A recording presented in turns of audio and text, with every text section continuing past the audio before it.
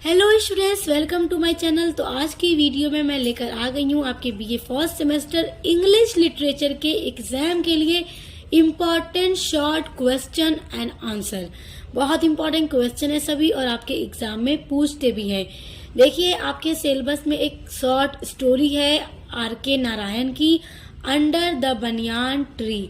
तो इसी short story से कुछ इम्पॉर्टेंट क्वेश्चन हैं जो आपके एग्जाम में वेरी शॉर्ट में पूछे जाते हैं और बहुत इम्पॉर्टेंट हैं। तो आज की वीडियो में मैं वही क्वेश्चन और साथ ही साथ उनके आंसर को भी बताने वाली हूँ। तो चलिए शुरू करते हैं वीडियो को। आपका फर्स्ट इम्पॉर्टेंट क्वेश्चन है, why does Nambi stop telling stories eight the and.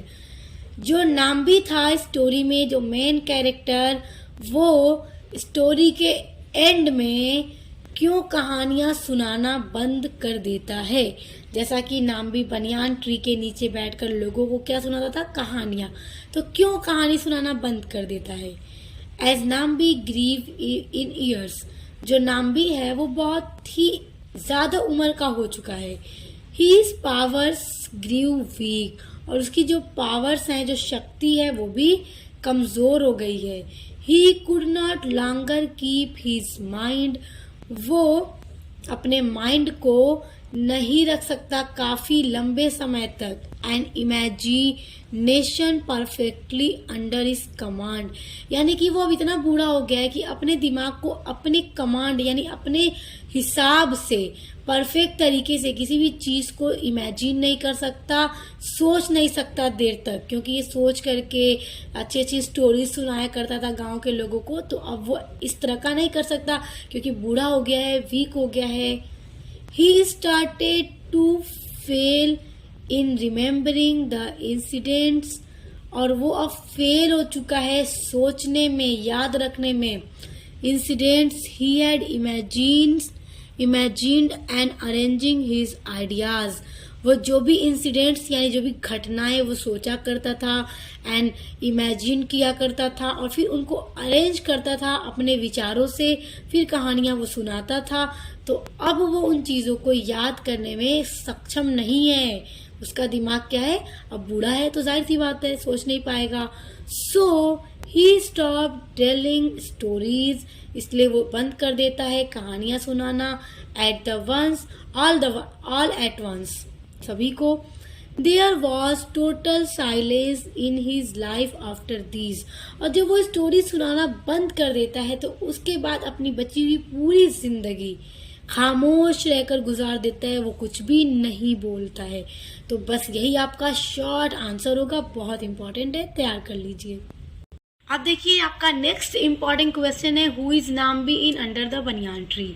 देखिए, ये क्वेश्चन भी पूछता है कि नाम्बी कौन है under the banyan tree story में। तो देखिए, Nambi is a main character in the story under the banyan tree. Main character है इस स्टोरी में। He is an old man of indeterminate age. ये एक अनिश्चित, इंडेटरमाइनेट मतलब होता है ना कि अनिश्चित एज का बूढ़ा आदमी है, जिसकी जो एग्जैक्ट एज है, सही एज जो है, किसी को भी पता नहीं है। हु इज रेस्पेक्टेड, जो सम्मानित किया जाता है, and loved by the people of the village, और गांव के लोगों के द्वारा इसका बहुत सम्मान किया जाता है और इसको प्यार भी किया जाता है। गांव के सभी लोग इसे बहुत प्यार करते थे। He is a story teller, और वो एक स्टोरी टेलर है। हु टेल्स स्टोरीज, जो कहानियां सुनाता है, टू पीपुल ऑफ विलेज, गांव के लोगों को, अंडर द बनियान ट्री, बरगद के पेड़ के नीचे बैठ करके। अब देखिए, अगला क्वेश्चन है, वेयर डज नाम्बी लिव।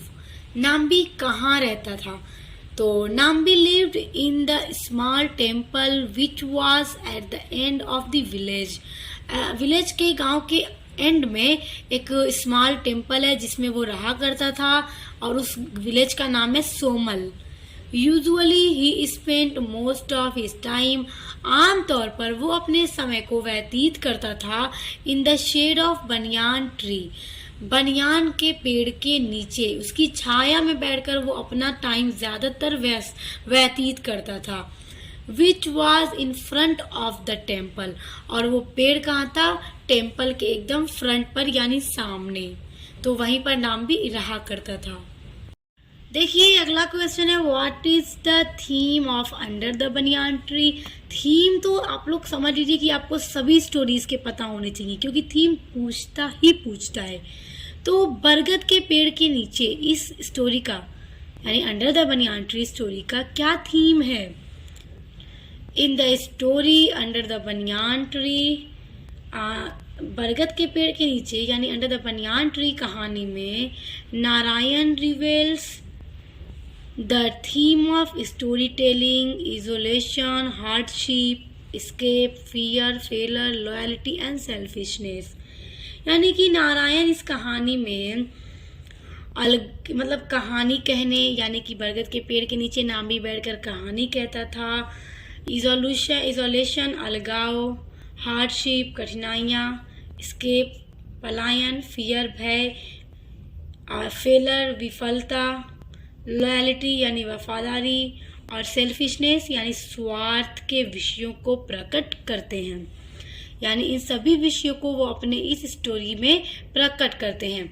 तो ये कुछ इम्पोर्टेंट छोटे छोटे क्वेश्चन हैं जहाँ से पूछ देता है आपके एग्जाम में, तो इसको तैयार कर लीजिए। वैसे काफ़ी सिंपल है, एकदम बनाकर लिखने वाले हैं, तो आप बनाकर लिख लेंगे। और स्टूडेंट्स इसके अलावा आपको जो मैं लिंक दे रही हूँ डिस्क्रिप्शन बॉक्स में, उस पर विजिट कीजिएगा, तो वहाँ से आप तैयारी कर लेंगे अपने इंग्लिश लिटरेचर की बहुत अच्छी। तो आपका एग्जाम समझ लीजिए पूरा 80 to 90% मार्क्स लाने के लिए एकदम आप तैयार हो जाएंगे। उसके अलावा अगर आप अपने फर्स्ट सेमेस्टर में सोशियोलॉजी पढ़ते हैं, फिजिकल ज्योग्राफी पढ़ते हैं, पॉलिटिकल साइंस पढ़ते हैं, एजुकेशन पढ़ते हैं, कोई भी सब्जेक्ट आप पढ़ते हो, सभी की क्लास कंप्लीट करवा दी है मैंने, पूरी यूनिट्स कंप्लीट करवा दी हैं, और मॉडल पेपर की वीडियोस लगातार अपलोड कर रही हूँ। तो चैनल पर विजिट कीजिए, पसंद आया तो सब्सक्राइब करके बेल आइकन को प्रेस कीजिए ताकि आने वाले वीडियोज़ के नोटिफिकेशन आपको मिलते रहे। तो हम मिलते हैं नेक्स्ट वीडियो के साथ।